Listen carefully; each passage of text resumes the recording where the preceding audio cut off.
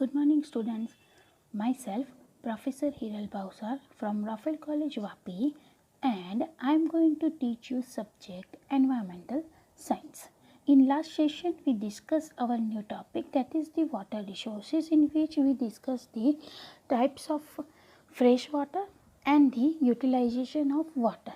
Now, in today's session, we discussed first overutilization of water and consequences. A rapid rise in population and expansion in industry and agriculture have increased the demand for water manifold, right? Water का demand क्यों बढ़ रहा है? Because of the rise in the population and the expansion in the industry and the agriculture, right? The use of water has increased 4 to 8% per year since 1950. Water का use बढ़ गया है कितने percentage 4 to 8% per year from the 1950. Following are the main problems related with the over utilisation of water resources. First point, about 40% of the world's populations lives in the arid or semi-arid region, right? Arid or semi-arid means what? Arid means a dry region और semi-arid means कम सूखा. Arid means जहाँ पे इतनी ज़्यादा बारिश नहीं होती है, dry region है. तो 40% of the people lives in the arid or semi-arid region. These people have to spend substantial amount of time, energy and effort in obtaining the water for their domestic and agriculture use. तो वो लोग जहाँ पे dry area में रहते हैं उन लोगों को ज़्यादा ज़रूरत रहती है पानी की, तो वो लोग अपना पूरा टाइम, एनर्जी और एफर्ट यूज़ करते हैं पानी लाने के लिए फॉर डोमेस्टिक और एग्रीकल्चर यूज़ के लिए. To meet the requirements of huge population, surface waters जैसे कि ponds, lakes, rivers etcetera are overdrawn, right? जितने भी ज़्यादा पॉपुलेशन बढ़ रहा है तो उतनी पानी की ज़रूरत भी बढ़ेगी. तो उसकी वजह से जो सरफेस वाटर है हमारे लेक्स और रिवर्स और पॉन्ड्स वो सब कैसे हो गए, धीरे धीरे ओवरड्रन, खाली होते जा रहे हैं. जिसका क्या रिजल्ट हो रहा है, resulting in the drying up of the nearby waste land, जिसकी वजह से वो ड्राई होते जा रहे हैं. The groundwater may also dry out when more groundwater is removed for the human use than can be recharged by rainfall or the snow melt.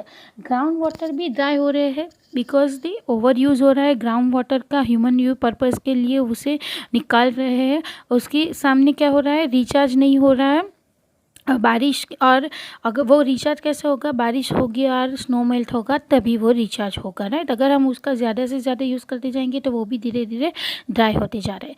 Excessive irrigation in semi arid और arid dry region can cause the salt accumulation in the soil which may reduce the crop productivities, right? Excessive irrigation, अब excessive irrigation करेंगे तो क्या होगा, जो मिट्टी होगी उसके अंदर सॉल्ट जमा होगा और उसकी वजह से जो प्रोडक्ट हम क्रॉप प्रोड्यूस करेंगे वो उसकी प्रोडक्टिविटी रिड्यूस हो जाएगी.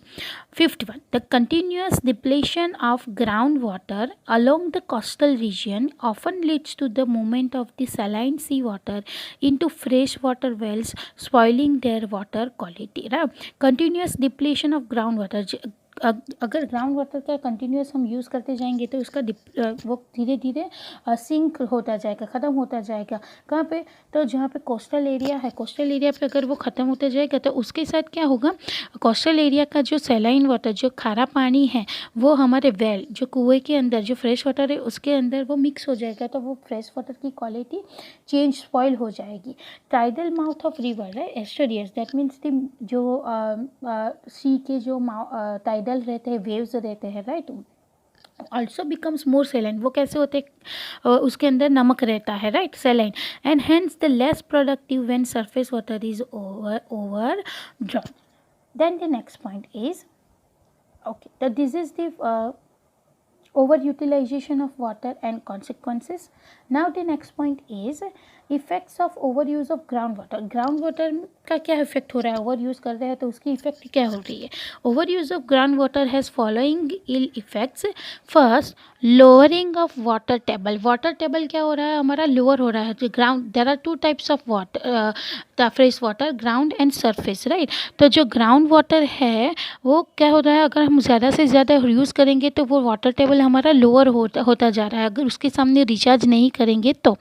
Excessive use of groundwater for drinking, irrigation, and domestic purpose has resulted in rapid depletion of groundwater in various regions, leading to lowering of water table and drying of the wells. Ground water का excessive use हो रहा है किसके लिए, तो drinking के लिए, irrigation के लिए, डोमेस्टिक पर्पस के लिए हो रहा है।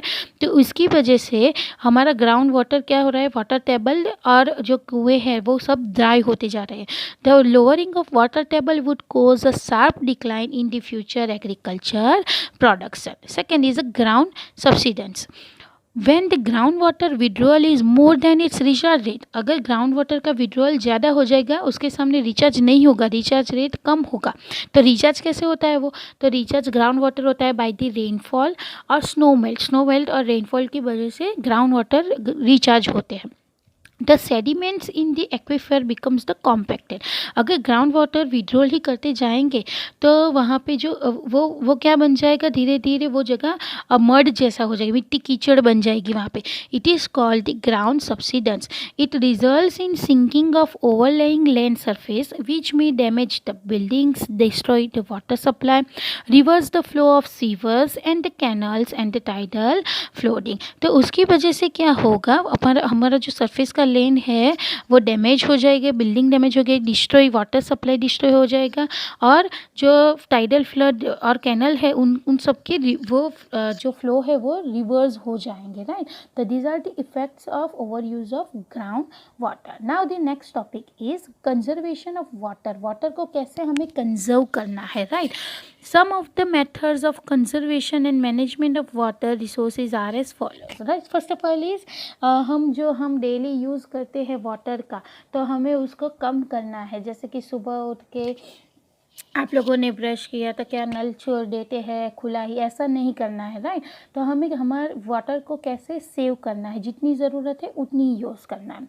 तो first is water can be conserved by holding as much rain water as possible, particularly in catchment areas such as hill tracts, by constructing dams on rivers and on other the catchment areas। जहाँ पे पानी जमा रहता है वहाँ पे हमें क्या करना है, जैसे कि हिल ट्रैक्स, वहाँ पे हमें डैम बनाने हैं रिवर्स के ऊपर, ताकि हम पानी को जमा कर सके, स्टोर कर सके, right.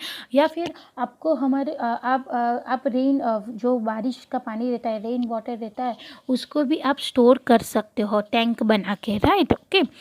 The banks, second one, the banks of the rivers and the streams should be made smooth and gently sloping to prevent the water shipping into mud rocks and the loose soil, right।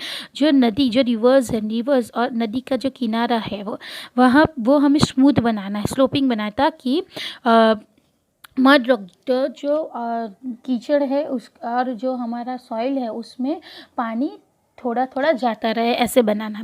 To prevent the evaporation of water and erosion of soil, thick canopy of foliage trees should be developed on the banks of rivers and the streams, right। जो नदी और नदी के किनारे के पास हमें trees plantation करना है, ताकि पत्ते लगाने, प्लांटेशन करना है, ताकि हम सॉइल इरोजन को कंट्रोल कर सके, राइट, और इवापोरेशन ऑफ वाटर उसको भी हम कंट्रोल कर सके। To construct the tube wells from which water will not be easily lost by evaporation। Construct tube wells बनाना है, राइट, ताकि वाटर हमारा इवापोरेशन से लॉस ना हो सके, स्टोर कर सके। Increase in irrigation efficiency in agriculture fields by reducing water wastage. Irrigation, different irrigation method use करनी है ताकि हम वाटर वेस्टेज नहीं ना कर सके एग्रीकल्चर फील्ड के अंदर, जैसे कि स्प्रिंकल इरीगेशन और drip irrigation. Sprinkle means sprinkle होगा, जितनी ज़रूरत है उतना ही पानी वो उस क्रॉप में जाएगा, राइट। और ड्रिप, वो प्लांट के, वो जो जगह पे प्लांटेशन क्रॉप प्लांट कर रहे हैं वो जगह के ऊपर वो ड्रिप टपक टपक सिंचाई जैसे बोलते हैं ना, तो वो धीरे धीरे नीचे जाएगा, जितनी ज़रूरत है उतना ही पानी उसके अंदर जाएगा, right. Then recycling of used water in industries so as to reduce the water wastage. Reduction in domestic water wastage by constructing wastewater treatment plants and recycling the treated waters. Domestic water wastage, right, उसका reduction करना है, wastage हो रहा है water का, उसको हमें reduction करना है. Then the 8th one is desalinations of seawater and saline groundwater to make it fit for human consumption and the other purposes. जो सी वाटर हमारा कैसा होता है, सेलाइन, उस खारा पानी रहता है, राइट, तो उसका हमें क्या करना है, नमक निकालना है, ऐसा प्रोसेस करना है ताकि हम उसे फ्रेश वाटर में कन्वर्ट कर सके और ह्यूमन कंजम्पशन के लिए उसको यूज़ कर सके. Diversion of water bodies through the canals to increase the water supply in drier areas. Water bodies का डाइवर्जन करना है कैसे, तो कैनल की मदद से, ताकि जो एरिया में जो ड्रायर एरिया है जहाँ पे वाटर सप्लाई नहीं है वहाँ पे हम सप्लाई कर सके. Regular dredging and desiltation of rivers streams and other water bodies, right. तो जो और हमारे रिवर्स स्ट्रीम्स है और अदर जो वाटर बॉडीज़ है उसका हमें ड्रेजिंग और डिसल्टेशन, दैट मीन्स वहाँ पे जो मिट्टी कीचड़ है उसे क्लियर अप रेगुलरली करते रहना है, राइट. तो these are the points of conservation of water. So in today's session we discussed the overutilization of water and consequences, then overuse of the groundwater and the conservation of water. We continue in the next session. Till then, stay fit, stay safe, stay happy. Goodbye. Thank you.